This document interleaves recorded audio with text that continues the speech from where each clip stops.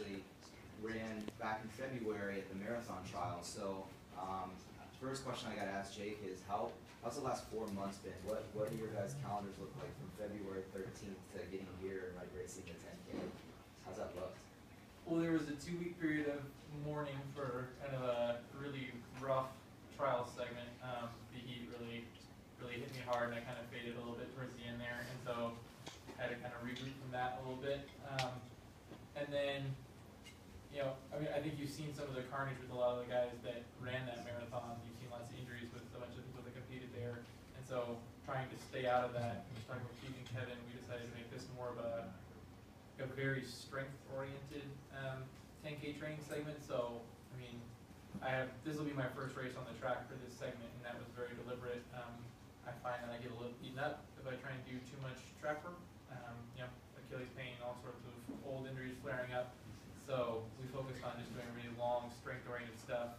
I think because it looks like this year's field, a lot of like the big names have kind of gone out. There's a chance for this to be a little bit of a quicker race than it has been in the past, and potentially more of a strength wins out type of thing. So hopefully our strength focus in this training segment will help me staying competitive towards the end there. Yeah, and so, I mean, you have a unique advantage of you have 3 teammates running the same race as you, which I can't think of anybody else that has it. So how does that feel to know you have 3 other guys warming up with you, 3 other guys getting online with you, hurting with you, going through that? What's the difference? How does that feel? Because you ran here in 2012 as from Stanford grad, so what's the difference? How's that feel? It's just, it just makes everything mentally easier. I feel like when you have someone there to talk to, it sort of helps to calm down the nerves. When you have, it's just like going out to warm up for any other race, because, I warm up with Bobby for every workout we've done all spring. So, yeah, I think the teammates they create an air of familiarity, and you see them next to you in the race, and if they look good, you're like, well, I've been doing the same workouts this guy's doing for the last 2.5 months, so I should be feeling good.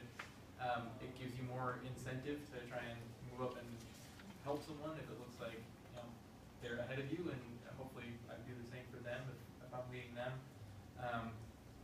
Maybe we have to trade laps every once in a while if we somehow end up in the lead, which has definitely happened in the past. But yeah, I think it's hard for people who don't do a lot of distance running to understand how much of a difference pack running and running in a group makes. But it really just makes everything easier. So I'm really happy to be here with some of you guys. Oh, it's great. You guys have been doing that for years, and I think that's why there's 4 guys here. So it's a really big difference. The 10K is the longest final, but the decathlon is the longest event. I mean,